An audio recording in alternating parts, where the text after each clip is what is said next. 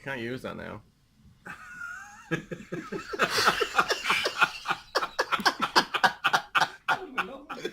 There's Joe, who is this kind of lovable character that this is his first date in years.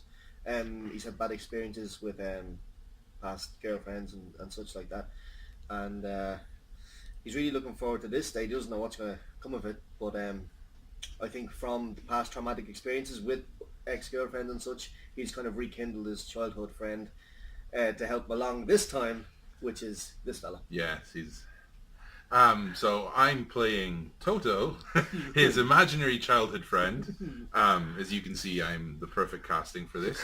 I am 5'8.5". Yes, I'm more. I won't go into details. But yeah, so I'm playing Toto, his imaginary childhood friend that helps him out in this first date. He needs the help, and I think I prove him valuable at the end. Yeah. He's a very grounded character.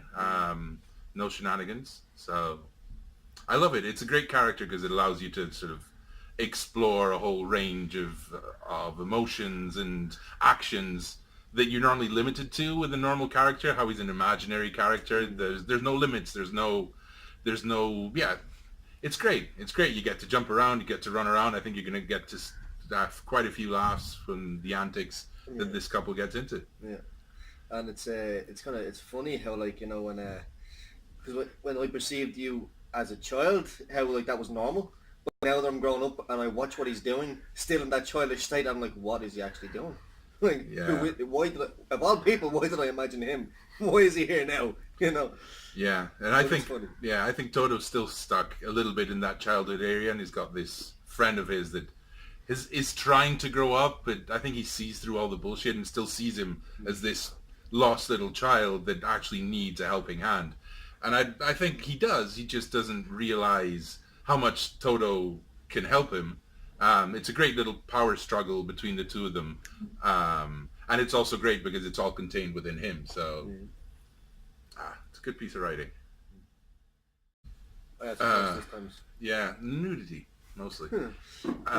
Complete and utter nudity. Like, this is a full raunchy play. Like, yeah, if it's not full frontal, I won't do it. No. Nah, in all seriousness, what attracted me to the writing? As I said, I think what attracted me to the writing of this character is like the freedom that it gives me to show off a whole different side of my skill set as an actor. I tend to do a lot more drama than comedy, and it's a great change of pace, and it works on so many different levels, especially the fact that they're like two imaginary friends and two real people. The fact that every character in this play can't interact with all the other characters, it allows for a lot of work on different levels. It's very interesting. It's very interesting to be able to only interact with one person and have another person you can hear but can't interact with, and then a whole other person you can't see or interact with, and you can only get what they're doing through the Claire's character, the other person on the date. Yeah. And it's what attracted me to the writing was that the character is such a... I think we've all at some stage in our lives, as children at least, had some sort of an imaginary friend. Or chicken. Or chicken, in his case. And you know, I think I had like a little tiny inch of a man as an imaginary friend. That, you know, just kind of lived on my shoulder there somewhere. Yeah, we tried that. I think it's a form of schizophrenia, man. I don't know, maybe it's something wrong there. But it's but it was good to kind of go back to that at like my age and actually be able to do a play based around what if there was a guy who not even still had one, but actually needed one to kind of just, you know, help him out in very uncomfortable situations. And it was it's very freeing though to do it, because like, even though Manuel has that freedom to go as outrageous as he wants to, I can't, but I can see him doing it, and no one else can. So there's times where, you know, you're kind of looking at him going, what is he doing? Why is this happening to me right now? Hello, what are you talking about? You know, but all my attention is onto Claire, but yet he's on my shoulder, kind of doing whatever, and it's kind of like, shut up, stop. But it's fun, and we have a lot, and I think we get on well anyway. I hope we get on well. Yeah. I don't like him. No, well, I think he still resents the fact that I tried to sit on his shoulder once. Yeah. Yeah. No, it's good. No, it is good. It is. It's very freeing. We're able to play. There's no limit to what we can do. There is, but I mean, there's not in the rehearsal. You find that, you fine tune it, and you can put it on stage. Because there's a lot of directors that will kind of have a set idea, but Luke will have an idea, but he will mould what you have and what he has together. Yeah. And then form the whole basis of it. Yeah, it's a mixture of rehearsing and rewriting at the same time. Yeah.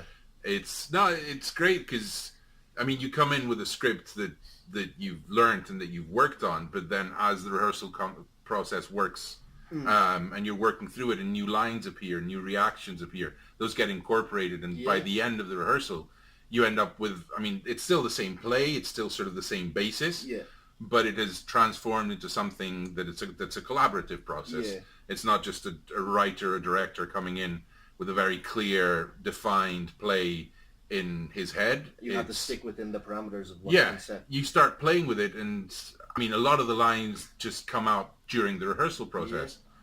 And it's great because it gives you the freedom to give your input, and if you feel like suddenly your character does something crazy, that gets incorporated because it's in the moment. It's a strange, I mean, I've never had a rehearsal process like this before. I mean, this is my second time rehearsing and working with Luke, and the first time it was it did my head in because of the fact that you're so used to, these are the lines, you do it, and having that freedom is scary, but it's my preferred way of working right now. Being able to be free and know that, okay, there's a line in there, but you know that there's something not better, but just something more in the moment that you can say it. And most of the time, Luke will just get really excited and go, okay, that's coming in, and let's change that to make that work. It's great. You end up really feeling like you have ownership of the play. Exactly, yeah. So, hope to see you there, 21st to 24th March, International Bar. Upstairs. Yeah, please like and subscribe, and we don't even have a channel. Yeah. Smash that like button. Smash that like button. Yeah, if we get to 10,000 likes, we get paid. Yeah. I know. Please come along. There was so much love and support brought into these plays that you will see it. It shows through. Yeah, and even if you don't like theatre, you'll like this. Yeah, and if you don't like us, thanks. Lovely.